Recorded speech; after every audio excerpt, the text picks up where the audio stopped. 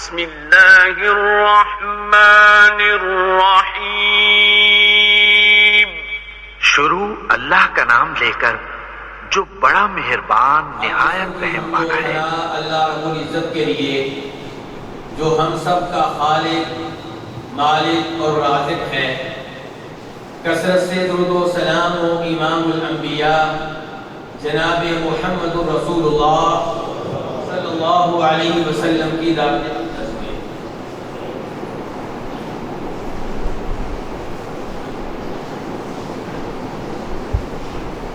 اللہ رب العزت نے نبی کریم صلی اللہ علیہ وسلم کے ذریعے ہم پہ دین اسلام نازل کیا اور اعلان کر دیا کہ الیوم اکملت لکم دینکم واتممت علیکم نعمتی ورضیت لکم الاسلام دینا، کہ میں نے تمہارے لیے تمہارا دین مکمل کر دیا ہے اور تم پہ اپنی نعمت تمام کر دی ہے اور اس دین کو، دین اسلام کو تمہارے لیے پسند کر لیا ہے۔ تو دین اسلام نبی صلی اللہ علیہ وسلم کے فوت ہونے سے پہلے مکمل ہو چکا تھا۔ اب اس میں کسی قسم کی کمی بیشی کی اجازت نہیں ہے۔ قیامت تک وہی دین رہے گا جو نبی علیہ السلام چھوڑ کر گئے تھے۔ لیکن افسوس سے کہنا پڑتا ہے کہ بعد میں لوگوں نے دین کے نام پہ اس دین میں کئی ایک چیزیں شامل کی اور شامل کرنے کی کوشش کی۔ ان میں سے ایک چیز یہ ہے کہ جب محرم کا مہینہ آتا ہے تو لگتا نہیں کہ یہ وہی مہینہ ہے جو نبی علیہ السلام کے زمانے میں تھا۔ آپ کے زمانے میں محرم کا مہینہ روزے رکھنے کا مہینہ ہے۔ نبی علیہ السلام ارشاد فرماتے ہیں افضل الصیام بعد رمضان شہر اللہ المحرم، کہ ماہ رمضان کے بعد جس مہینے کے روزے اللہ کے ہاں سب سے زیادہ پیارے ہیں وہ محرم کا مہینہ ہے۔ خصوصاً 10 محرم کا روزہ رکھنا، کہ نبی کریم صلی اللہ علیہ وسلم ارشاد فرماتے ہیں کہ 10 محرم کا روزہ رکھا جائے تو مجھے امید ہے کہ اللہ تعالیٰ 1 سال کے گناہ معاف کر دے۔ اور فوت ہونے سے کچھ مہینے پہلے آپ نے ارشاد فرمایا کہ اگر میں زندہ رہا تو آئندہ سال 9 محرم کا روزہ لازمی طور پہ رکھوں گا۔ اس کا مطلب یہ ہے کہ 9 محرم کا روزہ بھی رکھنا چاہیے اور 10 محرم کا روزہ بھی رکھنا چاہیے۔ اور اس سال یہ 2 دن ہفتہ اور اتوار بن رہے ہیں، اس لیے میں چاہوں گا کہ ہم سب ان 2 روزوں کا اہتمام کریں، خود بھی روزہ رکھیں، بچوں کو بھی روزہ رکھنے کی عادت ڈالیں تاکہ ہمارے فوت ہونے کے بعد وہ یہ روزہ رکھتے رہیں اور ہمیں قبر میں ثواب ملتا رہے، کیونکہ عادت ہم نے ڈالی۔ تو یہ ہے وہ محرم جو نبی علیہ السلام کے زمانے کا محرم ہے، لیکن آج محرم کا مہینہ وہ مہینہ لگتا ہی نہیں۔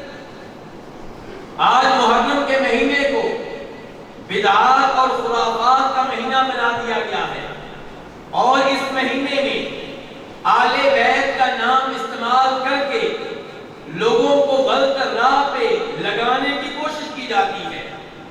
اس لیے میں چاہتا ہوں کہ آج کے خطبہ جمعہ میں پہلے نمبر پہ یہ جانا جائے کہ آل بیت کون ہے، آل بیت کا صحیح مفہوم کیا ہے، دوسرے نمبر پہ آل بیت کا مقام و مرتبہ کیا ہے، اور آل بیت کے نام پہ کون کون سی غلطیوں کا ارتکاب ہو رہا ہے۔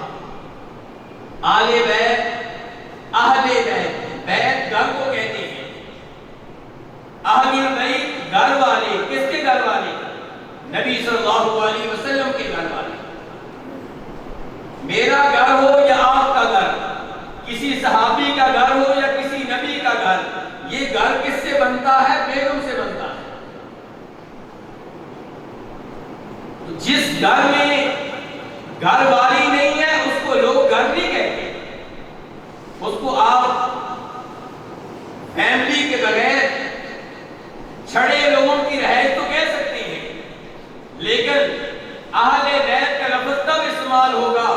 جب اس میں گھر والے کی بیگم بھی داخل ہوگی. تو نبی صلی اللہ علیہ وسلم کے گھر والے کون ہیں؟ آپ کی آل کن سے بنتی ہے؟ سب سے پہلے اس میں آپ کی بیویاں داخل ہیں. اور آل بیت کا نام استعمال کرنے والے سب سے پہلے اس لفظ سے آپ کی بیویوں کو نکالتے ہیں، جبکہ آپ کی بیویاں آپ کے گھرانے میں، آپ کی آل میں، آپ کی فیملی میں، آپ کی خاندان میں سب سے پہلے داخل ہیں. یہ بات آپ کسی بچے سے بھی پوچھ سکتے ہیں، کسی بزرگ سے معلوم کر سکتے ہیں، اور قرآن کا عقیدہ بھی یہی ہے. اللہ رب العزت سورہ احزاب میں نبی علیہ السلام کی بیویوں سے مخاطب ہیں، ان سے ہم کلام ہیں. چنانچہ اللہ تعالیٰ فرماتے ہیں یا نساء النبی لستن کأحد من النساء، اے میرے نبی کی بیویوں تم عام عورتوں کی طرح نہیں. اللہ تعالیٰ کن سے گفتگو کر رہے ہیں؟ نبی علیہ السلام کی بیویوں سے گفتگو کر رہے ہیں. اور آپ کی بیویوں سے گفتگو کرتے کرتے اللہ تعالیٰ کہتے ہیں انما یرید اللہ لیذھب عنکم الرجس اہل البیت. نبی کے گھر والوں، اللہ رب العزت تمہیں گندگی سے دور رکھنا چاہتا ہے اور تمہیں اچھی طرح پاک کرنا چاہتا ہے. لفظ کیا بولا؟ اہل البیت، نبی کے گھر والوں. اور گفتگو کن سے ہو رہی ہے؟ نبی علیہ السلام کی بیویوں سے. بلکہ اہل البیت کا لفظ استعمال کرنے کے بعد بھی گفتگو آپ کی بیویوں سے ہو رہی ہے. وَاذْكُرْنَ مَا يُتْلَى فِي بُيُوتِكُنَّ مِنْ آيَاتِ اللَّهِ وَالْحِكْمَةِ. جو عربی گرامر سے واقفیت رکھتے ہیں، جو عربی قواعد سے واقفیت رکھتے ہیں، وہ جانتے ہیں کہ یہ الفاظ جو اللہ نے یہاں پہ استعمال کیے ہیں یہ مردوں والے نہیں ہیں، عورتوں والے ہیں. اللہ تعالیٰ نبی علیہ السلام کی بیویوں سے مخاطب ہیں کہ وَاذْكُرْنَ مَا يُتْلَى فِي بُيُوتِكُنَّ مِنْ آيَاتِ اللَّهِ.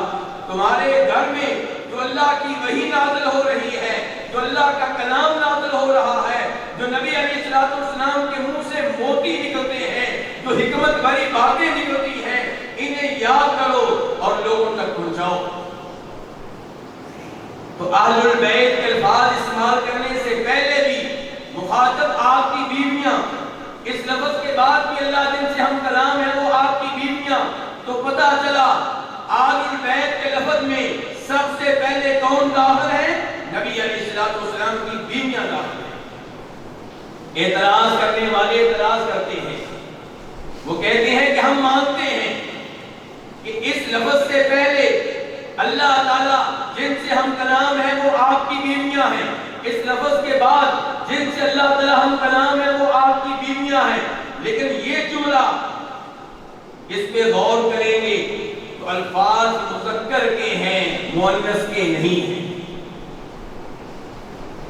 اللہ تعالیٰ کہہ رہے ہیں انما یرید اللہ لیذھب عنکم، عنکم نہیں کہا، عنکم الرجس اہل البیت. یہاں پہ اللہ نے مذکر کے الفاظ استعمال کیے ہیں. تو گزارش یہ ہے پورے قرآن پہ غور کر لیں. پورے قرآن میں اللہ نے عام طور پہ الفاظ مذکر کے استعمال کیے ہیں، لیکن اس میں عورتیں بھی داخل ہوتی ہیں. جب اللہ تعالیٰ کہتے ہیں وَأَقِیمُوا الصَّلَاةَ، نماز قائم کرو، الفاظ مذکر کے ہیں، مؤنث کے نہیں ہیں، لیکن اس حکم میں مردوں کے ساتھ ساتھ عورتیں بھی داخل ہیں. تو یہاں پہ اللہ نے مذکر کے الفاظ کیوں استعمال کیے؟ کیونکہ اس جملے سے پہلے اللہ تعالیٰ صرف آپ کی بیویوں سے مخاطب تھے. اس جملے کے بعد بھی اللہ تعالیٰ صرف آپ کی بیویوں سے مخاطب ہیں، لیکن اس جملے میں اللہ تعالیٰ نے نبی علیہ السلام کی بیویوں کے ساتھ ساتھ آپ کے گھر کے مردوں کو بھی مخاطب کیا ہے. اور جب اللہ تعالیٰ مردوں اور عورتوں کو ایک ساتھ مخاطب کرتے ہیں تو پھر اللہ تعالیٰ الفاظ مردوں والے استعمال کرتے ہیں. اگر کسی کو اس بات پہ یقین نہیں آتا تو قرآن کے ایک اور مقام پہ غور و فکر کر لے. جناب ابراہیم علیہ السلام کے گھر میں فرشتے آ چکے ہیں اور جناب ابراہیم علیہ السلام کی وائف سے مخاطب ہیں، ان سے گفتگو کرنے مخاطب نہیں ہے. کہتے ہیں کہ آپ کے لیے خوشخبری ہے، اللہ تعالیٰ آپ کو اسماعیل علیہ السلام کے بعد ایک بیٹا اور دینے والا ہے جس کا نام اسحاق ہوگا، بلکہ مزید خوشخبری لے لیں، اسحاق کی اولاد سے اللہ تعالیٰ آپ کو ایک پوتا دے گا جس کا نام یعقوب ہوگا۔ یہ فرشتے کس سے کہہ رہے ہیں؟ ابراہیم علیہ السلام کی وائف سے، جناب اسماعیل علیہ السلام کی والدہ سے، اسحاق علیہ السلام کی والدہ سے، جسے اردو میں لوگ حاضرہ کہہ دیتے ہیں۔ تو وہ کیا کہتی ہیں آگے سے؟ یا ویلتا اَأَلِدُ وَأَنَا عَجُوزٌ وَهَذَا بَعْلِي شَيْخًا إِنَّ هَذَا لَشَيْءٌ عَجِيبٌ۔ اللہ تعالیٰ مجھے بچہ دیں گے، میں تو باندھ ہو چکی، بچہ جنم دینے کے قابل نہیں رہی، میں اس عمر سے گزر چکی، میرا خامد بھی بوڑھا، اب بچہ پیدا ہوگا، مجھے اس پہ تعجب ہے، کیسے بچہ پیدا ہوگا؟ ان ھذا لشیء عجیب۔ تو فرشتے جناب ابراہیم علیہ السلام کی وائف کو مخاطب کر کے کہتے ہیں اتعجبین من امر اللہ، کیا آپ کو اللہ کے معاملے پہ تعجب ہو رہا ہے؟ اللہ کے لیے کیا مشکل ہے کسی کو بیٹا دینا؟ 90 سال کی عمر ہو یا 100 سال کی عمر ہو، جب اللہ تعالیٰ بیٹا دینے پہ آئے تو دنیا کی کوئی طاقت رکاوٹ نہیں بن سکتی۔ تو مخاطب کون ہے؟ فرشتے کس سے ہم کلام ہیں؟ ابراہیم علیہ السلام کی وائف سے، ساتھ کوئی مرد نہیں ہے، لیکن اس کے فوراً بعد فرشتے کیا کہتے ہیں؟ رحمت اللہ وبرکاتہ علیکم اہل البیت، اللہ کی رحمتیں ہوں اور اللہ کی برکتیں ہوں تم پہ اے ابراہیم علیہ السلام کے گھر والوں۔ ابراہیم علیہ السلام کے گھر والے کس کو کہا گیا ہے؟ ابراہیم علیہ السلام کی وائف کو کہا گیا ہے، لیکن پہلے الفاظ مؤنث کے تھے، جب یہ جملہ بولنے کی باری آئی تو مذکر کے الفاظ استعمال کیے گئے ہیں، کیونکہ ابراہیم علیہ السلام کے گھر والے کون کون ہیں؟ خود ابراہیم علیہ السلام اس میں داخل ہیں اور وہ مرد ہیں، اسماعیل علیہ السلام اس میں داخل ہیں، وہ مرد ہیں، اسحاق علیہ السلام نے اس میں داخل ہونا ہے، وہ مرد ہیں، یعقوب علیہ السلام نے اس میں داخل ہونا ہے، وہ مرد ہیں، یوسف علیہ السلام نے اس میں داخل ہونا ہے، وہ مرد ہیں۔ اس لیے مردوں والے الفاظ استعمال کیے گئے، مذکر کے الفاظ استعمال کیے گئے، حالانکہ گفتگو ابراہیم علیہ السلام کی وائف سے ہو رہی ہے کہ تم پہ اللہ کی رحمتیں ہوں، تم پہ اللہ کی برکتیں ہوں۔ اس لیے مذکر کے الفاظ ہونے کے باوجود ان الفاظ میں سب سے پہلے ابراہیم علیہ السلام کی وائف داخل ہے۔ اور موسیٰ علیہ السلام جب مدین سے واپس مصر جا رہے ہیں، راستے میں ایک جگہ رکے تو اپنی وائف سے کہتے ہیں، قرآن کے الفاظ ہیں فَلَمَّا قَضَى مُوسَى الْأَجَلَ وَسَارَ بِأَهْلِهِ آنَسَ مِنْ جَانِبِ الطُّورِ نَارًا قَالَ لِأَهْلِهِ امْكُثُوا إِنِّي آنَسْتُ نَارًا۔ موسیٰ علیہ السلام مدین میں اپنی مدت مقرر کر کے اپنی وائف کو لے کر مصر جا رہے ہیں، ایک جگہ رکتے ہیں اور اپنی وائف سے کہتے ہیں امکثوا، آپ یہاں پہ رکیں۔ الفاظ کون سے استعمال کیے ہیں؟ مذکر کے۔ مخاطب کس سے ہیں؟ اپنی بیوی سے، عورت سے مخاطب ہیں، اور مذکر کے الفاظ استعمال کیے ہیں۔ اور اللہ نے کہا قال لأہلہ، اپنے اہل سے کہا، اپنے گھر والوں سے کہا۔ تو یہاں پہ بھی قرآن نے بتا دیا کہ موسیٰ علیہ السلام کے گھرانے میں سب سے پہلے ان کی بیوی داخل ہے۔ تو آج کے خطبہ جمعہ کا پیغام یہ ہے کہ آل بیت کے لفظ میں سب سے پہلے نبی علیہ السلام کی بیویاں داخل ہیں۔ اعتراض کرنے والے ایک اعتراض اور کرتے ہیں، میں آپ کی توجہ چاہوں گا، کیونکہ اس زمانے میں غلط عقیدے کو بڑی تیزی کے ساتھ پھیلایا جا رہا ہے، صحابہ کرام کو برا بھلا کہا جا رہا ہے، نبی علیہ السلام کی بیویوں پہ تہمتیں لگائی جا رہی ہیں، الزامات عائد کیے جا رہے ہیں۔ ان حالات میں جس کا عقیدہ صحیح ہے اس کو دلائل کی روشنی میں پتہ ہونا چاہیے کہ میرا عقیدہ کیسے صحیح ہے، وہ اپنے بچوں کو عقیدہ بتائے، اپنے رشتہ داروں کو بتائے، دوسروں کو بھی قائل کرنے کی کوشش کرے۔ ایسا نہ ہو کہ جب وہ آپ سے بات کریں آپ خاموش دیکھتے رہیں، بس آپ کو یہ پتا ہو کہ میرا عقیدہ صحیح ہے. کیسے صحیح ہے یہ آپ کو معلوم ہی نہ ہو. اعتراض کرنے والے اعتراض کریں گے. مسلم شریف آپ کی حدیث بیان کرنے والی وہ خاتون جس کو آپ مانتے ہیں, یعنی کہ ام المؤمنین عائشہ رضی اللہ تعالی عنہا, وہ فرماتی ہے کہ نبی علیہ السلام ایک چادر لیے ہوئے, بڑی عمدہ قسم کی چادر, سیاہ رنگ کی چادر. جناب حسن آئے, انہیں چادر میں داخل کر لیا. جناب حسین آئے, چادر میں داخل کر لیا. جناب فاطمہ آئیں, چادر میں داخل کر لیا. جناب علی آئے, چادر میں داخل کر لیا. کتنے ہو گئے؟ 4. اور نبی علیہ السلام 5ویں. آپ کہتے ہیں اس موقع پہ انما یرید اللہ لیذھب عنکم الرجس اہل البیت, کہ اللہ رب العزت تم سے اے نبی کے گھر والوں گندگی دور کرنا چاہتا ہے. اور اگر مسلم شریف اور ترمذی شریف دونوں کی حدیث کو ملا لیں, آپ نے کہا اے اللہ یہ ہے میرے گھر والے, ان سے گندگی کو دور کر دے, ان کو پاک صاف کر دے. ام سلمہ جس کے گھر میں یہ واقعہ ہوا, وہ کہتی ہے اللہ کے رسول مجھے بھی داخل کریں چادر میں.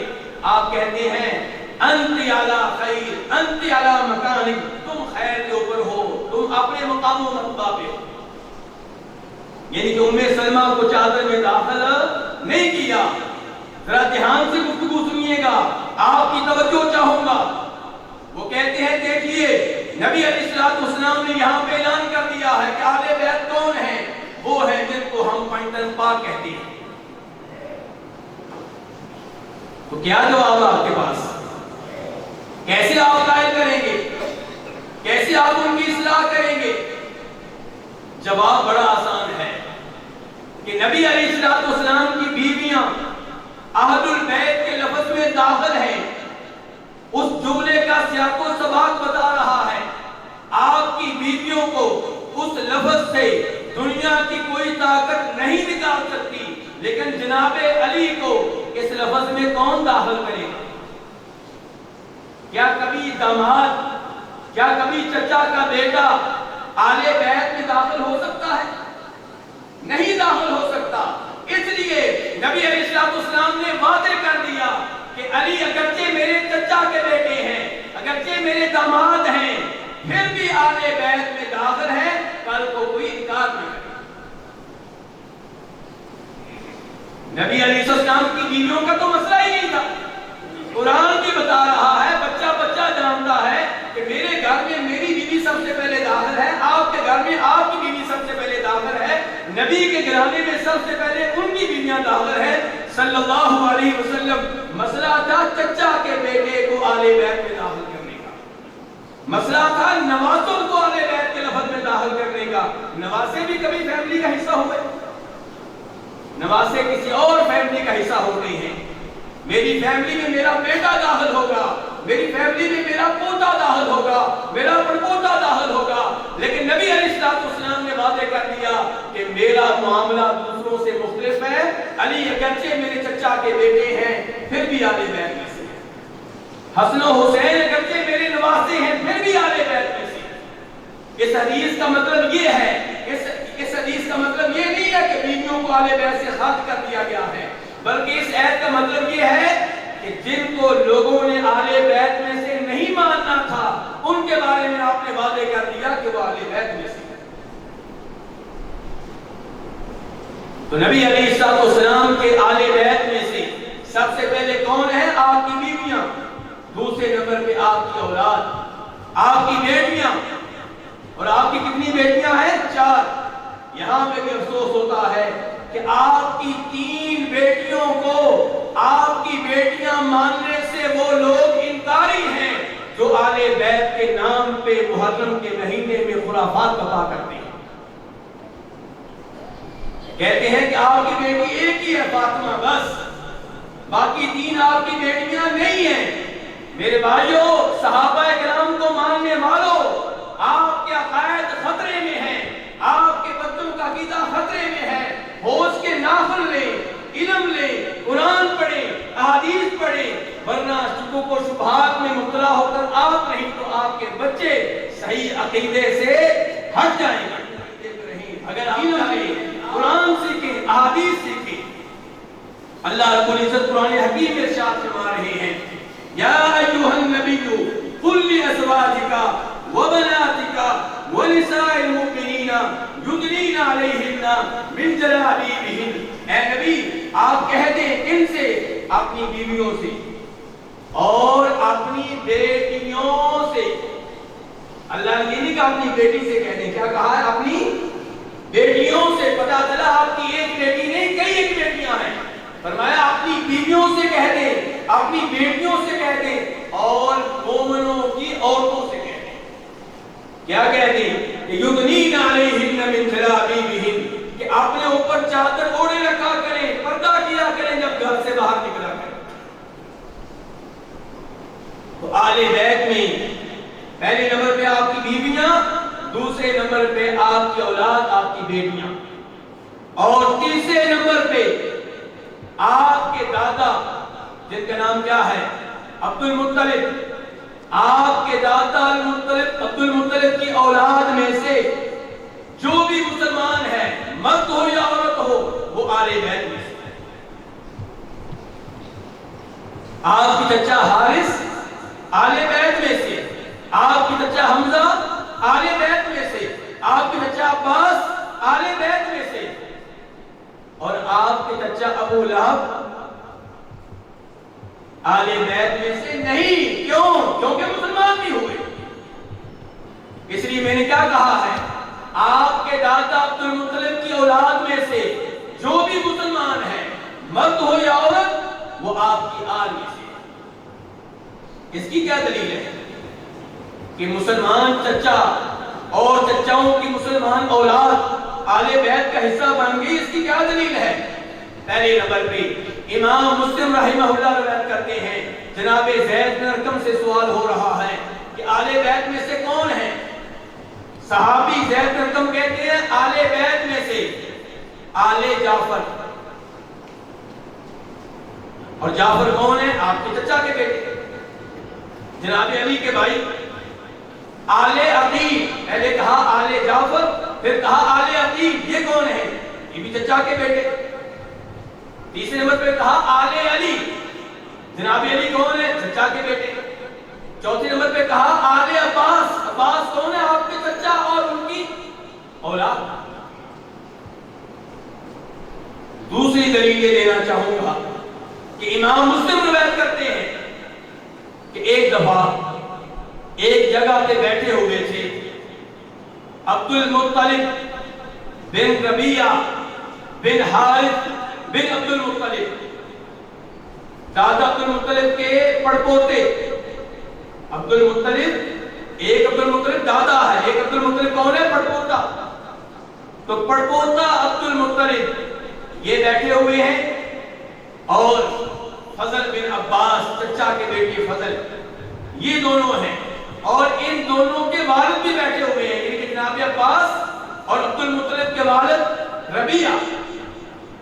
ربیعہ اور عباس، ایک آپ کے چچا اور ایک آپ کے چچا کے بیٹے، دونوں مشورہ کرتے ہیں کہ ہم اپنے ان دو بیٹوں کو، عبد المطلب کو اور فضل کو، یہ دونوں جوان ہو چکے ہیں، شادی کے قابل ہو چکے ہیں، نبی علیہ الصلوۃ والسلام کے پاس بھیجتے ہیں تاکہ آپ ان کی کوئی نہ کوئی ڈیوٹی لگائیں۔ مثال کے طور پہ زکوٰۃ جمع کرنے کی ڈیوٹی لگائیں، جو اجرت آپ دوسرے لوگوں کو دیتے ہیں ان کو بھی دیں، تاکہ یہ حق میں جمع کر لیں اور شادی کرنے کے قابل ہو سکیں۔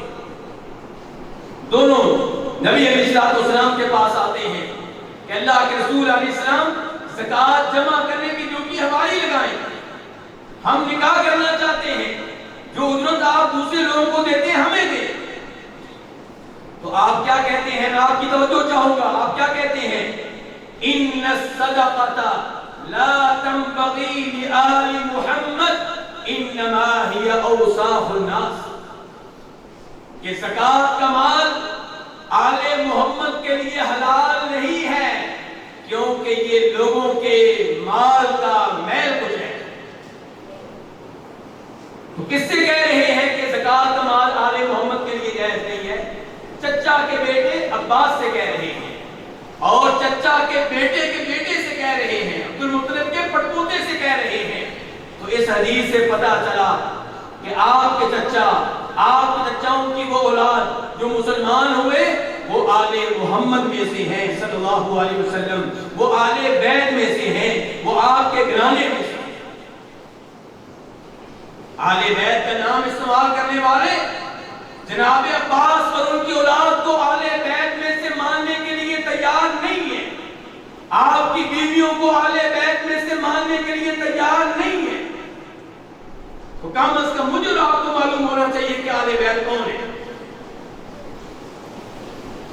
آل بیت اور صحابہ کرام کا آپس میں تعلق بڑا عمدہ تھا، بہت پیارا تعلق تھا، ایسا تعلق نہیں تھا جیسا پاک و ہند میں محرم کے مہینے میں بیان کیا جاتا ہے۔ بطور انسان ایک صحابی کا دوسرے صحابی سے کسی چھوٹے بڑے مسئلے میں اختلاف ہو سکتا ہے، بطور انسان صحابہ کرام میں سے کسی ایک کا، آل بیت میں سے کسی ایک سے چھوٹا موٹا اختلاف ہو سکتا ہے، لیکن عام طور پہ وہ کیسے تھے جیسے قرآن نے بیان کیا ہے، والذین معہ اشداء علی الکفار رحماء بینہم۔ اللہ تعالیٰ کہتے ہیں نبی علیہ السلام کے صحابہ، وہ آل بیت میں سے ہوں یا دوسرے ہوں، سب صحابہ ہیں، آپ کے صحابہ ایک دوسرے سے محبت کرنے والے، ایک دوسرے کے اوپر رحم کرنے والے، ایک دوسرے کے اوپر ترس کھانے والے ہیں۔ میں قرآن کی بات مانوں یا ان کی بات مانوں؟ قرآن ان کی محبت کو بیان کرے، قرآن یہ بیان کرے کہ ان کا تعلق آپس میں بہت عمدہ تھا، اور یہ لوگ من گڑت واقعات بیان کریں، ایک آدھ صحیح روایت بیان کریں جس کی بنیاد پہ لوگوں کو یہ سمجھانا چاہیں کہ نعوذ باللہ صحابہ کرام آل بیت ایک دوسرے کے دشمن تھے، اللہ کی قسم ایسا نہیں تھا، ویسا تھا جیسے میرے رب نے بیان کیا۔ یہ دیکھیے جناب ابوبکر صدیق رضی اللہ عنہ، بخاری شریف کی روایت ہے، جناب علی کو مخاطب ہو کے کہہ رہے ہیں، علی والذی نفسی بیدی لقرابۃ رسول اللہ صلی اللہ علیہ وسلم احب الی ان اصل قرابتی، کہ اس ذات کی قسم جس کے ہاتھ میں میری جان ہے، میں نبی علیہ السلام کے رشتہ داروں سے، آپ کی فیملی سے اچھا سلوک کروں، تعاون کروں، محبت کروں، یہ مجھے اپنے رشتہ داروں سے حسن سلوک کرنے کے مقابلے میں زیادہ پسند ہے۔ جناب بکر اعلان کر رہے ہیں کہ نبی کے رشتہ دار صلی اللہ علیہ وسلم مجھے اپنے رشتہ داروں کے مقابلے میں زیادہ پسند ہیں، زیادہ اچھے لگتے ہیں۔ آپ کی توجہ چاہوں گا، خطبہ میں دے رہا ہوں، کرنا دیکھیے کر دیکھیے، صحابہ کرام کی باتیں سنی۔ جناب بکر مزید کہتے ہیں ایک اور روایت میں، ارقبوا محمدا فی اہل بیتہ، کہ لوگوں نبی علیہ السلام کے رشتہ داروں کے معاملے میں نبی علیہ السلام کو تکلیف نہ دینا، آپ کو تنگ نہ کرنا، آپ نے جو وصیت کی تھی کہ میرے رشتہ داروں کا خیال رکھو، اس وصیت کو ہمیشہ اپنے ذہنوں میں رکھنا۔ اور جناب ابوبکر کا تیسرا واقعہ بیان کرنے لگا ہوں جس سے پتہ چلے گا آل بیت سے ان کا کیا تعلق ہے۔ امام بخاری روایت کرتے ہیں کہ جناب صدیق رضی اللہ عنہ نے عصر کی نماز پڑھی، عصر کی نماز پڑھائی، مسجد نبوی سے باہر نکلے، جناب حسن بچوں کے ساتھ کھیل رہے ہیں، جناب حسن کو اٹھایا اور کندھوں پہ بٹھا لیا، اور پھر کیا کہتے ہیں، بی ابی شبیہ بالنبی لا شبیہ بعلی، میرا باپ اے حسن تم پہ قربان ہو، تم نبی علیہ السلام سے ملتے جلتے ہو، تمہاری شکل نبی علیہ السلام سے ملتی ہے، علی سے نہیں ملتی۔ اور جناب علی یہ باتیں سن کے مسکرا رہے ہیں، ہنس رہے ہیں۔ کیا تعلق ہے صحابہ کرام اور اہل بیت کا؟ امام بخاری ایک اور حدیث لے کر آتے ہیں صحیح بخاری میں، جس سے پتہ چلتا ہے کہ صحابہ کرام اہل بیت کو نبی علیہ السلام کے رشتہ داروں سے کتنا اچھا سلوک کرتے تھے، کتنی محبت کرتے تھے۔ جناب انس بن مالک کہتے ہیں جب بھی نبی علیہ السلام، جب بھی جناب عمر فاروق کے زمانے میں قحط سالی ہوئی تو جناب عمر فاروق صحابہ کرام کو لے کر میدان تاکہ بارش کی دعا کی جائے، تاکہ نماز استسقاء ادا کی جائے، اور وہاں پہ دعا کے لیے کس کو آگے کرتے ہیں؟ نبی علیہ السلام کے چچا عباس رضی اللہ تعالیٰ عنہ کو، حالانکہ جناب عمر جناب عباس سے کہیں افضل ہیں، جناب عثمان جناب عباس سے کہیں افضل ہیں، جناب علی جناب عباس سے کہیں افضل ہیں، لیکن جناب عباس نبی علیہ السلام کے چچا ہیں، اور چچا باپ کے مقام و مرتبہ پہ ہوتا ہے۔ جناب عمر فاروق کیا کہتے ہیں؟ اللہم انا کنا نتوسل الیک بنبینا فتسقینا وانا نتوسل الیک بعم نبینا فاسقنا۔ اے اللہ، نبی علیہ السلام کے زمانے میں جب بارش کی ضرورت پڑتی تھی، جب بارش کے لیے ہم دعا کرتے تھے تو نبی علیہ السلام کو وسیلہ بناتے تھے، یعنی کہ آپ ہمارے لیے دعا کیا کرتے تھے۔ آج ہم اپنے نبی کے چچا کو لے کر آئے، یہ نہیں کہ عباس کو لے کر آئے، چچا کا نام ہی لیا، رشتہ داری بیان کی ہے کہ اپنے نبی کے چچا کو لے کر آئے ہیں، یا اللہ ہم پہ بخش کر۔ تو میرے بھائیو، صحابہ کرام آل بیت کا تعلق آپس میں بہت گہرا، بہت پیارا ہے۔ آل بیت کے حقوق کیا ہیں، ان کا مقام و مرتبہ کیا ہے؟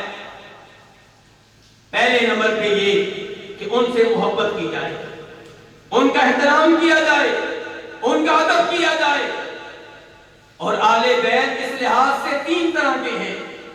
نمبر ایک، وہ جو مسلمان بھی ہیں، مومن بھی ہیں، اور نبی علیہ السلام کے رشتہ دار بھی ہیں۔ تو ان سے محبت ہوگی تین وجہ سے۔ اس لیے کہ مسلمان ہیں، مسلمان ہونے کی وجہ سے محبت، اس لیے کہ نبی علیہ السلام کے رشتہ دار ہیں، اور تیسرے نمبر پہ کس لیے محبت ہوگی؟ کس لیے؟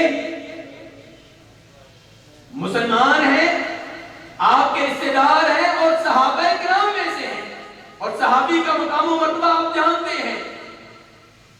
جس انسان کو یہ سعادت مل گئی کہ اس نے ایمان کی حالت میں نبی علیہ السلام کو دیکھ لیا، اس کے مقام و مرتبہ کے کیا کہنے۔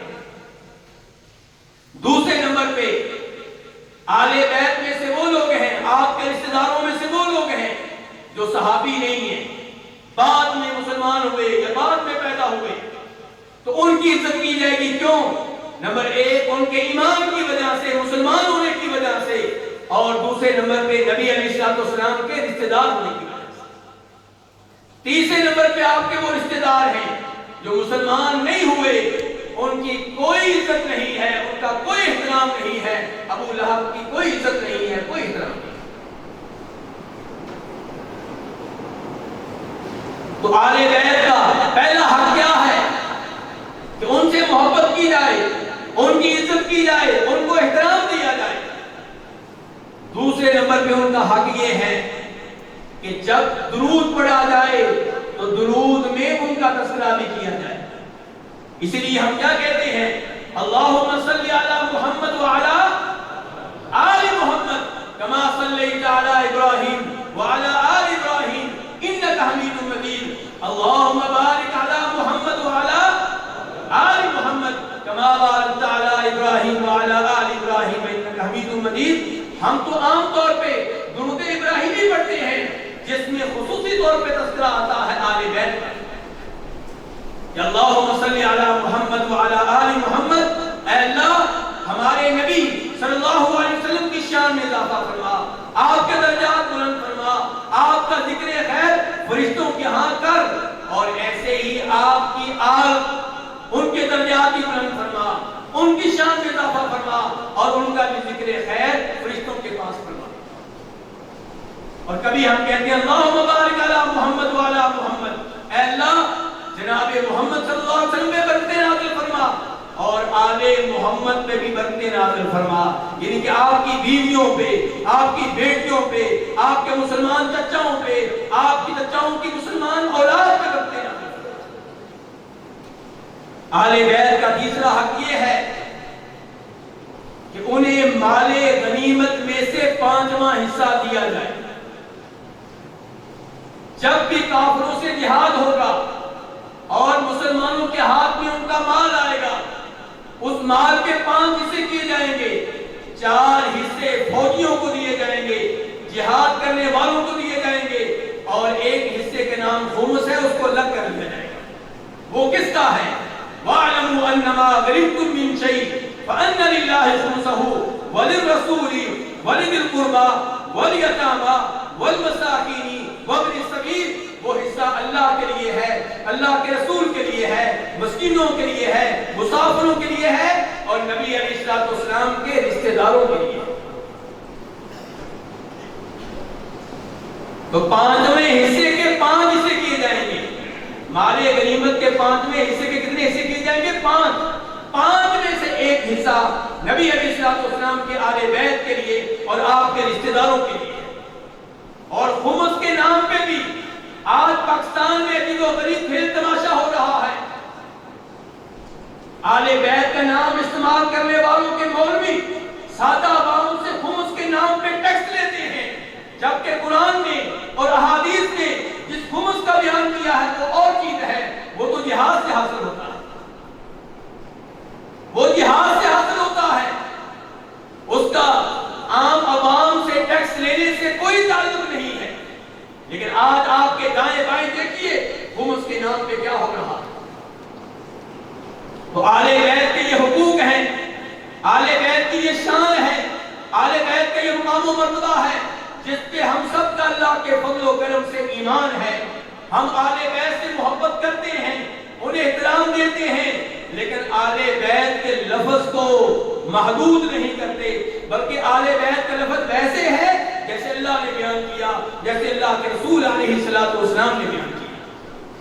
اللہ رب العزت سے دعا ہے کہ اللہ تعالی ہمیں آل بیت کی پہچان کرنے کی توفیق دے اور ان کی شان جاننے کی توفیق دے، ان سے محبت کرنے کی توفیق دے، اور ان کے نام پہ جو خرافات اور بدعتیں ہوتی ہیں ان سے بچنے کی توفیق دے۔ وآخر دعوانا ان الحمدللہ رب العالمین۔ نحمده ونستعینه ونستغفره ونعوذ باللہ من شرور انفسنا ومن سیئات اعمالنا، من يهده الله فلا مضل له ومن يضلل فلا هادي له، وأشهد أن لا إله إلا الله وحده لا شريك له، وأشهد أن محمدًا عبده ورسوله۔ اسلام نے غلو سے روکا ہے، کسی چیز کو اس کی حد سے آگے بڑھا دینا اس سے اسلام روکتا ہے، بلکہ نبی علیہ السلام نے اپنے بارے میں بھی غلو سے منع کیا ہے، روکا ہے۔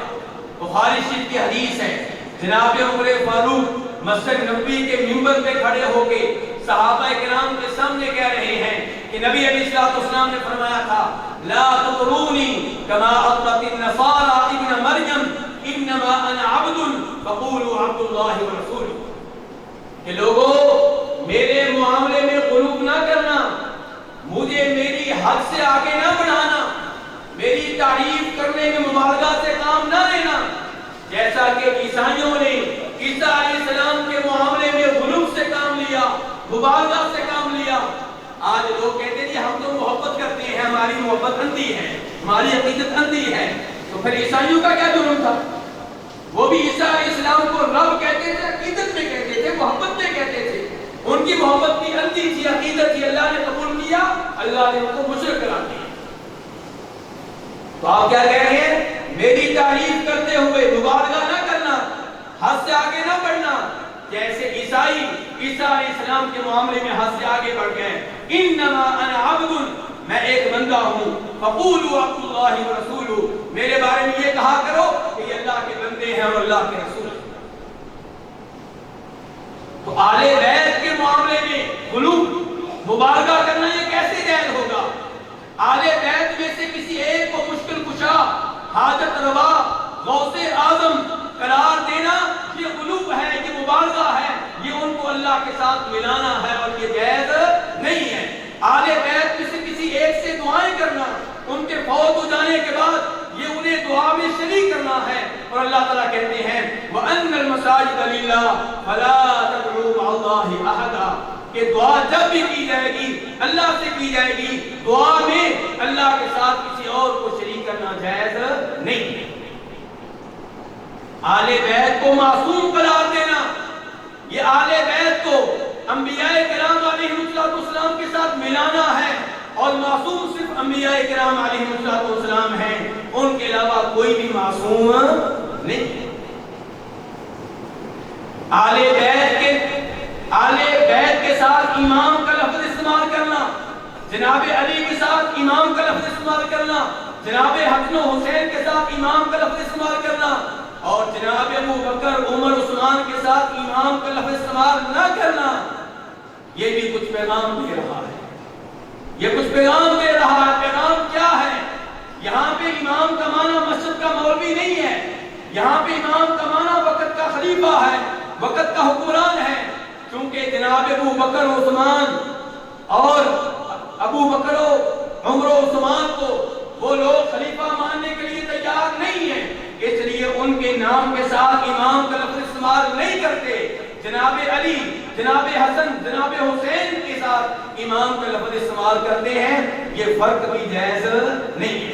یا سب کو امام کہیں یا پھر کسی کو بھی امام نہ کہیں، ان کے ساتھ امام کا لفظ استعمال نہ کرنا، ان کے ساتھ کرنا۔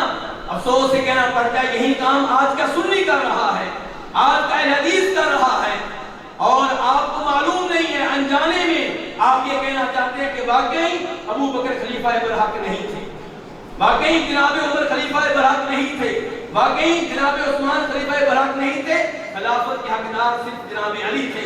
ہمارے نزدیک یہ چاروں خلافت کے حقدار تھے اور چاروں خلفائے راشدین میں سے تھے۔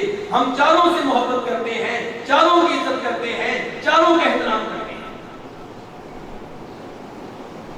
اور آل بیت کی شان اتنی بہت زیادہ ہے جتنی اللہ نے بیان کر دی، جتنی اللہ کے رسول علیہ السلام نے بیان کر دی۔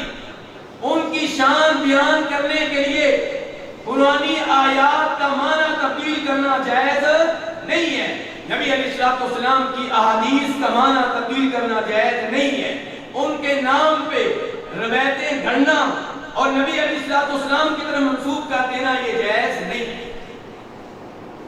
مثال کے طور پہ ہلکی سی مثال جلدی میں دوں گا۔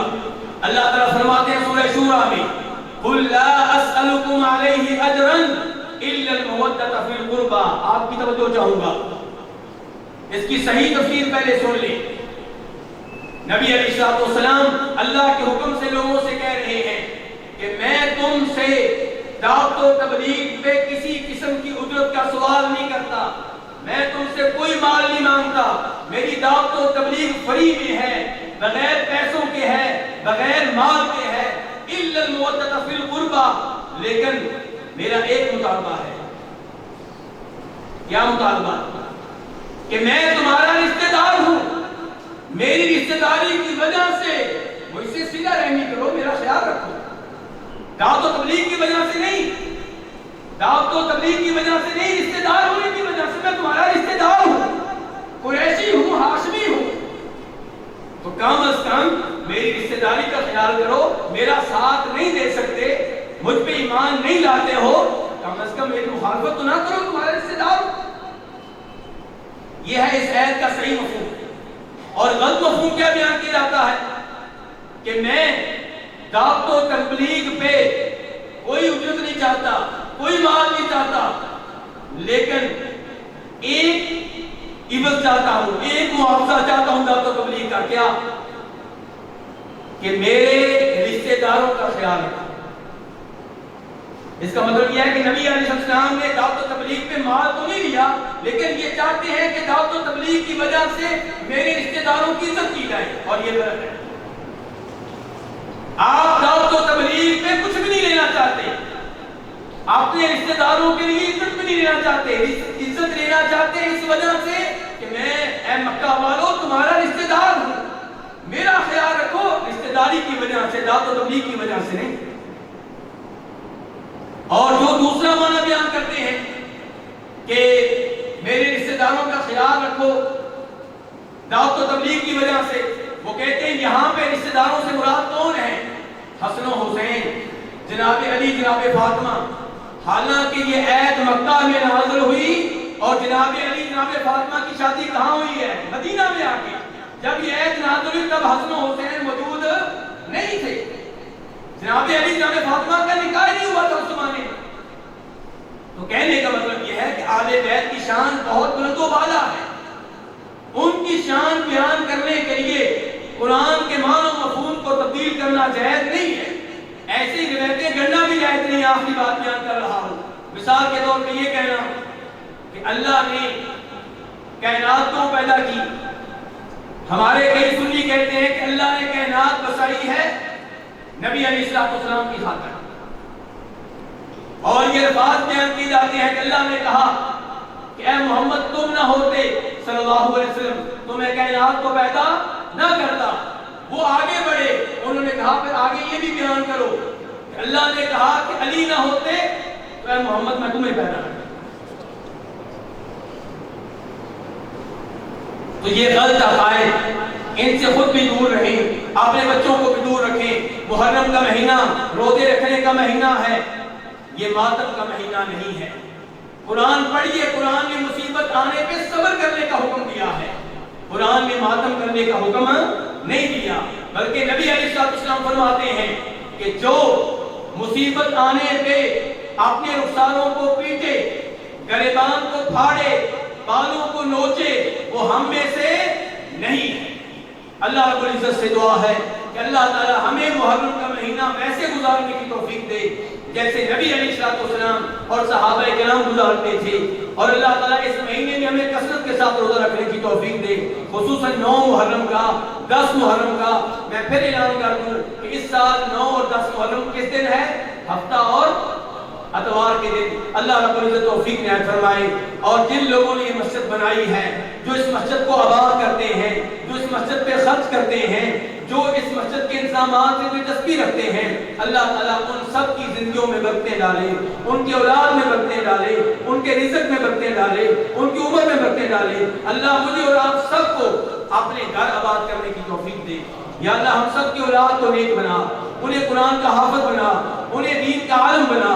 یا اللہ جو مسلمان فوت ہو چکے ہیں قبریں کشادہ فرما, ان کی قبروں پہ اپنی رحمتیں اور برکتیں نازل فرما. یا اللہ ہمارے اس ملک پاکستان کی حفاظت فرما. یا اللہ ہر لحاظ سے حفاظت فرما. یا اللہ اسے اسلام کا قلعہ بنا, یا اللہ اسے توحید کا قلعہ بنا. یا اللہ یہاں کے حکمرانوں کو یہاں پہ شریعت نافذ کرنے کی توفیق دے. یا اللہ مجھے اور میرے ان بھائیوں کو اپنے اپنے گھروں کی 4 دیواری میں شریعت نافذ کرنے کی توفیق دے. یا اللہ جو مسلمان مریض ہیں سب کو شفا دے, جو پریشان ہیں ان کی پریشانیاں دور فرما. ربنا آتنا فی الدنیا حسنہ وفی الآخرۃ حسنہ وقنا عذاب النار. سبحان ربک رب العزۃ عما یصفون وسلام علی المرسلین والحمد للہ رب العالمین.